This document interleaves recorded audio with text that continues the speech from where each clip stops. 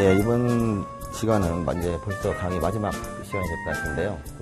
예전 교육과정 내용으로는 확률과 통계가 될 텐데, 이번에 교육과정이 개편이 되면서 확률이라는 용어가 사라지고 가능성이라는 용어가 접목이 됐어요. 그래서 초등학교에서 다루는 그 내용을 확률이라고 하는 내용은 가능성으로 돼서 한 4가지 정도 영역만 다루게 됐습니다. 그래서 이번 단원의 핵심 내용은 확률 쪽보다는 통계 쪽, 통계 처리를 어떻게 하느냐에 따라 초점을 맞춰야 될 것 같습니다. 그래서 초등학교에서 배우고 있는 통계라는 의미가 무엇인지에 대해서 먼저 좀 이야기를 좀 해봤으면 좋겠어요.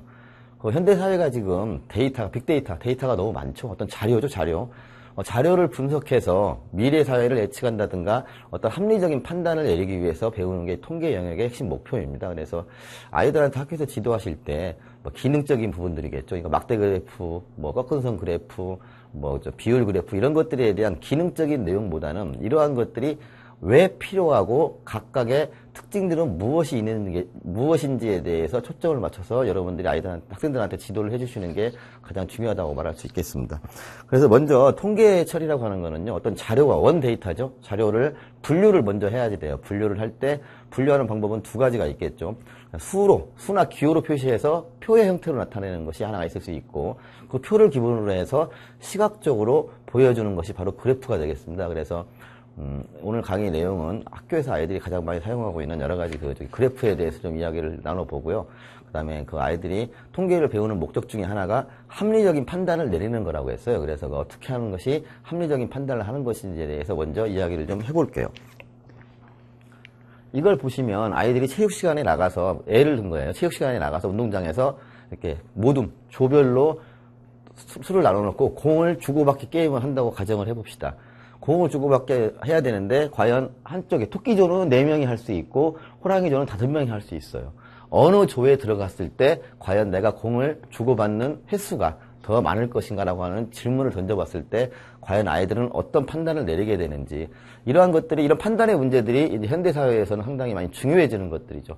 그냥 무조건적으로 아무 근거가 없이 나는 토끼조에 가겠다, 호랑이조에 가겠다 생각하는 게 아니고 수학적인 근거를 대주는 거죠.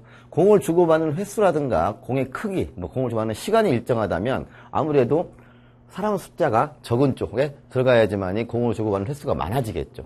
이렇게 수학적인 근거를 대가면서 주어진 자료를 활용하는 거. 그래서 자기 합리적인 판단을 내리도록 도와주는 게 이 통계 영역의 가장 큰 핵심이에요. 그래서 기능적인 부분들, 막대 그래프를 그리고 예상해보고 이런 활동도 되게 중요하지만 그것보다 더 중요한 거는 그런 자료들을 근거로 해서 합리적인 판단을 내리고 어떤 선택을 했을 때 더 효과적으로 결과를 가져올 수 있는지, 이런 것에 대해서 아이들한테 지도를 해주시는 게 좋겠습니다. 이게 통계 영역에서 아이들이 배우게 되는 내용인데요. 저학년 때에는 분류하고 표 만들고 그래프 그리는 거고, 3, 4학년 때는 이제 본격적으로 막대 그래프와 깎은선 그래프를 배우게 되고, 5, 6학년에 보면은 가능성과 평균이라는 부분이 있어요. 이 부분이 확률, 기존 교육과정 전에는 확률이라고 돼 있었지만 이 가능성이라는 부분이 들어가 있습니다. 그래서 가능성 부분은 초등학교에서 다루는 가능성 부분은 0과 1, 그 다음에 이 사이에 2분의 1, 4분의 3, 이 정도 가지고서 가능성을 탐구해 보는 겁니다. 예를 든다면 일기예보에서 내일 비가 올 확률은 비가 올 가능성을 이야기하죠. 근데 보면은 분명히 비가 올 가능성도 얘기할 때 강수 확률도 70% 이런 식으로 이야기를 해요. 근데 70% 정도 되면 사람들은 비가 온다고 생각을 합니다. 100%가 아닌데도. 왜 그러느냐? 가능성이 어느 쪽이 높다는 거죠. 그래서 이 가능성을 공부하는 이유도 합리적인 판단을 내리기 위한 겁니다. 어떤 자료를 근거로 해서 합리적인, 이성적인 판단을 내리는 걸로 활용하는 거고요. 평균의 개념도 마찬가지예요. 물론 중학교에 올라가면 산술 평균도 있고 최빈값, 최대값, 중앙값 여러 가지를 다루게 되는데 초등학교에서는 당연히 산술 평균만 다루죠. 근데 평균을 계산하는 기능에 초점을 맞추지 마시고 어떨 때 이 평균이 결국은 대표값이거든요. 대표값. 그 자료를 대표할 수 있는 값을 찾아내는 건데, 일반적으로 산술평균 2개의 자료를 더한 다음에 2로 나누는 그런 기능적인 부분만 강조하다 보면 아이들이 평균의 의미가 무엇인지, 평균을 일상생활에서는 어디에 사용하는지에 대해서 짐작할 수가 없게 돼요. 재밌는 이야기가 있죠. 중국 이야기에 장군이 강을 건너는데 병사들의 평균 키를 구했더니 얼마였다. 그래서 강을 건너게 했더니 강 깊은 곳에 들어가서 병사들이 다 죽었다. 물에 빠져 죽었다. 왜? 평균을 잘못 사용한 거죠. 이 평균이 더 대표되는 건 평균이 중요한 게 아니고 그 자료를 대표할 수 있는 대표값의 의미로서의 평균으로 접근하셔야 되지 단순하게 수치상으로 계산한 평균으로 접근하지 말아야 된다는 거 말씀을 드리는 겁니다. 이거 보시면 우리나라 이제 이거 같은 경우는 이제 이거는 텔리라고 해요. 텔리. 그 옛날 원시 시대 때 사람들이 술을 셀 때 그거를 기호로 표시해 가지고 세는 거죠. 긋는다는 의미죠. 물론 우리나라에서는 아이들 학교에서는 발을 정자로 많이 사용해요. 학교에서는. 그다음에 뭐 저기 남아메리카 쪽 그쪽에서는 옛날에 이렇게 사각형을 이용해서 하기도 했었습니다. 이런 사각형을 이용해서 하기도 했었고. 텔리는 각 나라마다 달라요. 네, 우리는 이거와 이 정도를 많이 쓰고 있죠. 이런 것도 마찬가지. 저학년 아이들이 자료를 조사하는데 통계 교육을 시키실 때에는 그냥 뭘 이렇게 하는 게 아니라 실제로 아이들이 조사를 해봐야지 돼요. 실제로 아이들이 활동을 함으로써 그 양의 개념을 어떻게 나타낼 것인가. 그래서 활동 중심이 돼야 되는데 아이들한테 친구들이 좋아하는 과일의 종류를 직접 조사할 때 이 텔리의 방법, 기호를 사용한 거죠. 기호를 사용해서 이렇게 표로 정리했을 때 가질 수 있는 편안함, 편리함이 있을 것이고 이렇게 됐을 때에는 눈으로 봤을 때 바로 비교하기가 힘들죠. 이러한 것들을 다시 기호화되어 있는 거를 그래프를 통해서 이렇게 표시해 줬을 때 어느 것이 많고 적다를 쉽게 바로 시각적으로 구별할 수가 있죠. 그래서 이러한 부분들도 아이들한테 직접 활동을 통해서 해보게 하는 거예요. 오래 걸리지 않습니다. 시간이. 그래서 이런 텔리에 관한 이야기도 해주시면서 이거를 이렇게 그래프로 표현했을 때 그래프가 주는 장점이 무엇인지 또 이런 경험을 통해서 아이들은 자연스럽게 일상생활에 있는 여러 가지 것들을 이렇게 도표화시킬 수 있는 능력들을 키울 수 있게 되는 것들이죠. 뭐 아이들 좋아하는 과일도 할 수 있고 이런 주제들이 너무 좀 진부하다 그럴 때에는 아이들이 좋아하는 캐릭터라든가 또는 아이들이 평상시 때 학습을 지도하실 때 칭찬 스티커를 줄 때 이런 표의 형태로 주면서 잘했을 때마다 칭찬 스티커를 붙여준다면 아이들이 그걸 통해서도 평상시에 자연스럽게 저학년 아이들은 표와 그래프의 특징을 이해할 수 있게 됩니다. 막대 그래프 이야기해보겠습니다. 막대 그래프를 보고 알 수 있는 사실을 한 가지 쓰시오 그랬는데 이거 같은 경우도 한 가지만 쓸 게 아니라 이 막대 그래프를 통해서 알 수 있는 사실들을 모두 이야기해보라고 하는 게 좋겠죠. 한 가지만 쓰라고 하면은 당연히 뭐 이거는 평가기 때문에 하겠지만 될 수 있으면 이 막대 그래프를 통해서 알 수 있는 사실들을 다 아이들로 하여금 찾아내게 하는 게 좋습니다. 그 다음에 더 중요한 거는 막대 그래프를 교과서에는 위에서 아래로 이런 그래프 형태가 많이 있습니다. 근데 신문이라든가 다른 자료 보면 이렇게 옆으로 이렇게 되어 있는 경우도 많아요. 그래서 이러한 경우 같은 경우도 이거와 이거의 차이점이라든가 편리한 점, 비교하는데 좋은 점 이런 것들에 대해서 지도를 해주셔야 됩니다. 그 다음에 막대 그래프의 특징으로는 막대 그래프는 철저하게 이산양이죠. 이산양. 쉽게 말하면 셀 수 있는 것, 자연수 범위에서 다루게 되죠. 그 다음에 꺾은선 그래프는 연속량이 되겠죠. 그래서 이런 특징들 이야기해 주셔야 되고 막대 그래프의 가장 큰 장점은 뭐냐면 가장 많은 것과 가장 적은 것을 쉽게 구별할 수 있다는 거예요. 얘와 얘. 육안으로 바로 보이게 되죠. 이게 막대 그래프의 가장 큰 장점이에요. 그 다음에 막대 그래프에 들어가 있는 이 자료의 양이 될 수 있으면 이 자료의 양은 8개 정도 이하, 8개 이하 정도를 했을 때 비교하기가 편해요. 너무 많아버리면 산만해지고 막대 그래프에서의 효과가 감소가 되겠죠. 그래서 어떤 아이들이 자료를 보고 그 자료를 통해서 얘를 막대 그래프로 나타내는 게 좋을지 또는 꺾은 선으로 나타내는 게 좋을지 비율 그래프로 나타내는 게 좋을지 그거는 자료를 보고 이 자료를 내가 왜 수집했으며 이 자료를 사용하는 목적이 무엇인지를 알아야 돼요. 그래서 그 목적에 맞게끔 맞는 그래프를 선택하게 해야 됩니다. 가장 중요한 거는 또 뭐가 있냐면요. 막대 그래프는 이 상태에서는 위아래로 되어 있지만 이 두께, 여기서는 이 두께가 다 일정해야지 돼요. 이 두께가. 그래프의 크기는 길이로 나타내지만 이 폭이 달라진다면 아이들은 혼란을 겪게 되겠죠. 그래서 이 자료를 나타낼 때 막대 그래프는 길이로 나타내지만 이 폭도 일정하게 그려야 된다는 거. 보통 그래프 그리는 거 지도하실 때 이런 부분들은 좀 세세한 부분들이기 때문에 잘 지도를 안 하시는 경우가 많아요. 그런데 이런 경우는 아이들한테 오개념을 심어줄 수가 있어요. 그래서 막대 그래프도 그릴 때에는 이 폭 같은 것도 정확하게 그릴 수 있도록 모눈 종이 같은 걸 이용해서 되게 좋아요. 이거 같은 경우는 이제 꺾은 선 그래프로 나타낼 수 있는 자료가 무엇인지 찾아보는 거예요. 근데 이것도 마찬가지 문제 중심으로 아이들이 자료들을 비교해가지고 문제를 풀 게 아니라 꺾은 선 그래프의 특징이 무엇인지, 어떤 자료를 예로 나타냈을 때 그 자료를 통해서 알아내고자 하는 목적에 적합한 것인지를 이해를 해야 됩니다. 꺾은 선 그래프의 가장 큰 특징은 얘는 막대 그래프와는 다르게 연속량을 나타내는 거예요. 연속량은 뭐냐면 실수 개념으로 된다 그랬죠. 사람의 몸무게라든가 우리 교실의 온도라든가 이러한 것들은 실수에 대응할 수가 있어요. 하나 둘 셀 수 있는 양들이 아니에요. 양이. 쉽게 예를 든다면. 그래서 꺾은 선 그래프는 이런 특징을 가지고 있는 자료를 나타낼 때 좋다는 거죠. 반별 내의를 입은 학생 수, 얘는 결국은 자연수에 대응할 수 있겠죠. 1명, 2명, 3명. 당연히 이런 것들은 연속량이 아니기 때문에 꺾은 선은 안 될 것이고요. 뭐 이런 것들을 계속 이런 자료들을 가지고서 그 자료가 어떤 특징을 가지고 있느냐.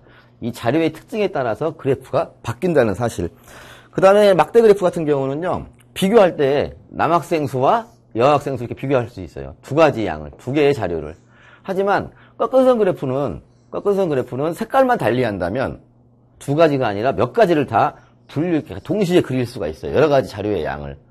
하나 기준선을 정해놓고 하나는 파란색, 하나는 빨간색 이런 식으로 해놓으면 기준을 잡은 자료에 의해서 나머지가 이 기준점에 얼만큼 밀접해가 돼 있느냐 이걸 비교할 수가 있죠. 그 다음에 또 꺾은 선 그래프는 직선으로 이렇게 표시가 되기 때문에 미래를 예측할 수가 있어요. 미래를. 앞으로 어떻게 될 것이다. 지구가 온난화되고 있는데 매년 온도가 올라가고 있다. 그래서 그래프를 그려봤더니 이런 식으로 되더라. 뭐 그랬을 때 그럼 이 몇 년이 더 지났을 때 어떻게 될 것이다. 가끔 보면 뭐 저기 아마존 강에 미시시피 강이 뭐 길이가 줄어들고 있다고 하죠. 그렇다고 해서 그게 몇천 년이 지난 다음에 없어질 것이냐? 아니죠. 그거는 너무 또 먼 거를 예측하기 때문에 꺾은 선 그래프도 가까운 미래를 예측할 수 있는 특징이 있는 거예요. 그래서 꺾은 선 그래프의 특징과 이런 것들도 정확하게 이해를 하시고 이런 문제 해결할 때에도 이 자료가 어떤 특징을 가지고 있느냐, 그 다음에 이걸 통해서 무엇을 알아보려고 하느냐를 통해서 막대 그래프냐, 꺾은 선 그래프를 선택을 하셔야 됩니다. 그림 그래프인데요. 이건 이제 그림 그래프죠. 그전에는 저학년에서 했다가 이번에는 5학년 올라가 있는데, 그림 그래프에서 중요한 거는요, 그림 그래프는 다 그림이나 아이콘으로 다 나타내죠. 여기서 중요한 건 이 아이콘인데, 여기서도 보면 이 아이콘의 크기가 이 단위 개수의 이 단위 양의 크기가 너무 크게 잡아버리면 얘는 200명인데 만약 얘를 500명으로 잡아버리면 탈락이 하나밖에 안 나타나져요.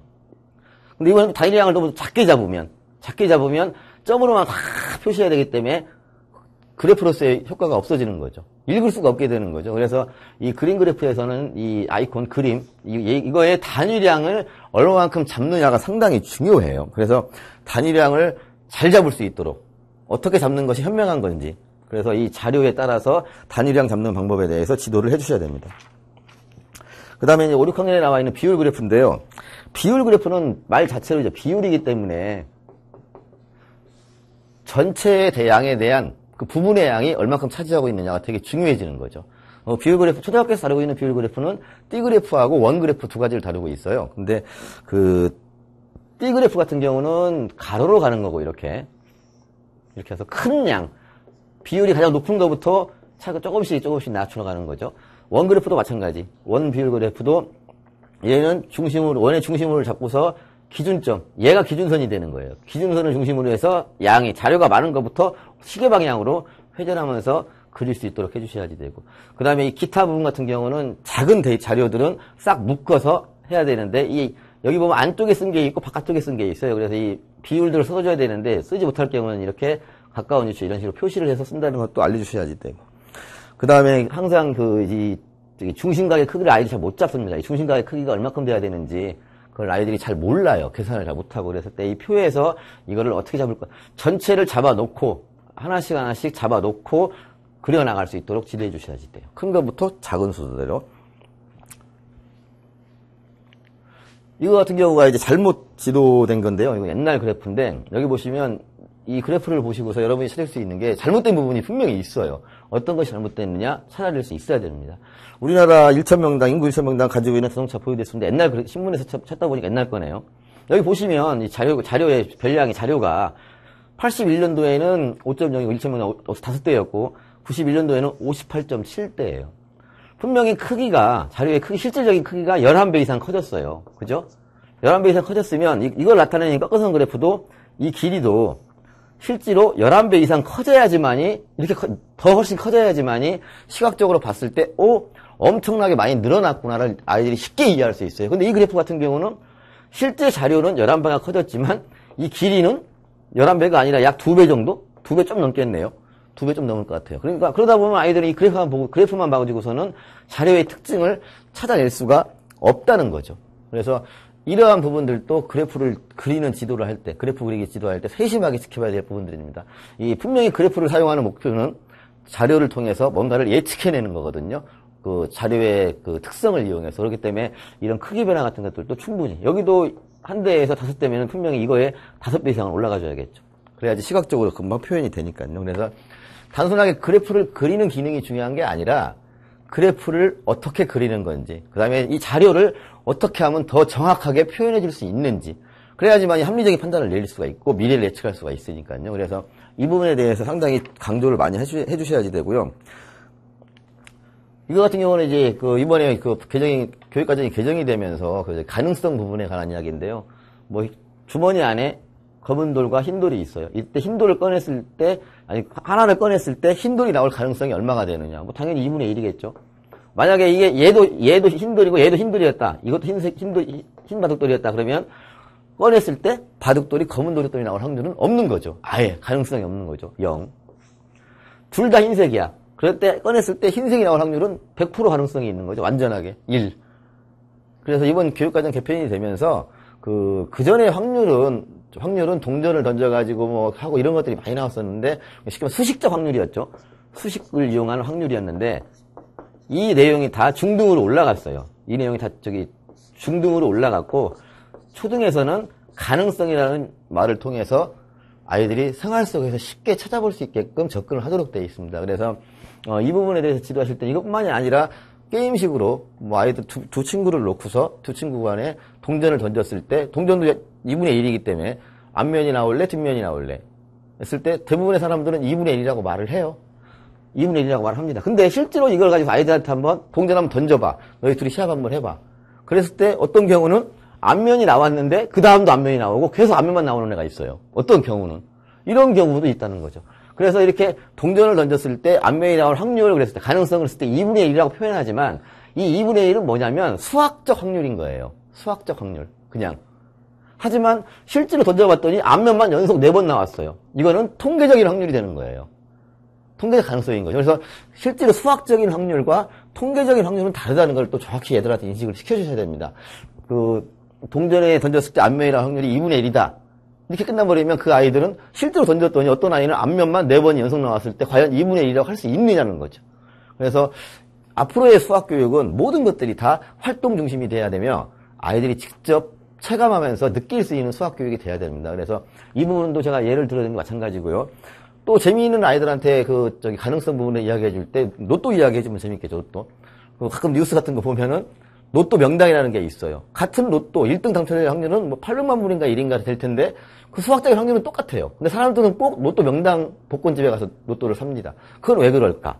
이런 질문을 던지는 거죠, 아이들한테. 그랬을 때 아이들은 비로소 수학적인 확률과 통계적인 확률이 다르다는 거. 수학적인 확률은 똑같이 1등이 될 확률은 같습니다. 하지만 통계적 확률은 복권 명당집에서만 자주 된다는 거죠. 100번을 지금까지 발행했는데 명당집에서 20번이 1등이 나왔다. 그건 바로 통계적인 확률이라는 거예요. 그래서 같은 가능성의 개념, 확률이라고 저는 용어를 쓰고 있지만 아이들한테는 이제 가능성이겠죠. 이제 교육 과정에서는. 근데 그럼 이런 것들도 아이들한테 예를 들어주면서 이야기를 해주시면서 아이들이 이 통계라든가 가능성, 특히 이 통계 부분이 일상생활에서 어디에 쓰이고 또 통계를 제대로 공부했을 때, 잘 알고 있었을 때 자기가 어떻게 이용할 수 있는지에 대해서도 아이들이 충분히 이해할 수가 있습니다. 제가 지금까지 총 6회에 걸쳐서 강의를 해드렸는데요. 제가 강의하는 거에 초점은 일단 첫 번째는 이거예요. 아이들이 수학을 포기하지 않게 만드는 방법은 아이들하고 친밀한 소재를 가지고 해야지 된다는 겁니다. 그 다음에 두 번째로 문제풀이식 수학은 이제 안 된다는 거죠. 경쟁성이 없고 아이들은 지겨워한다는 거예요. 그래서 말씀드리는 거는 문제풀이식 수업이 아니라 아이들이 활동하면서 그 수학의 그 영역별로 들어있는 핵심 개념과 원리를 체험할 수 있고 터득할 수 있는 방법으로 좀 학교에 나가시면 지도를 해주시기를 부탁드리겠습니다. 그래서 뭐 시간 관계상 뭐 크게 제가 더 드리고 싶은 말씀도 많이 있지만 또 기회가 된다면 강의하는 걸로 하고서요. 지금까지 6번에 걸쳐서 제 강의를 들어주시니라고 너무 고맙습니다. 그리고 학교에 나가셔서 항상 이 교사라고 하는 직업은요, 그 아이들이 자라가는 모습을 보면서 보람을 느껴야 되는데 바로 느낄 수가 없어요. 내가 지도하는 아이들이 바로 오늘 지도했다고 내일 성적이 100점 나오는 것도 아니고 내가 오늘 지도했다고 해서 아이들이 나한테 선생님이라고 고마워하지도 않아요. 하지만 먼 훗날 시간이 지나고 나면 아이들은 알고 있어요. 어른이 됐을 때. 아, 그 선생님이 그때 참 재미있게 열심히 가르쳐 주셔서 내가 공부를, 수학 공부를 재미있게 할 수 있었구나 하는 것들을 느낄 수가 있어요. 그래서 이 교사의 길은 쉬운 길은 아닙니다. 그래서 여러분이 아이들 지도하다 보면 많은 힘든 것들이 있을 텐데 꼭 이겨내시고 그냥 아이들의 마음을 바라보시면서 열심히 좀 지도해 주시길 부탁드리겠습니다. 그동안 감사했었습니다.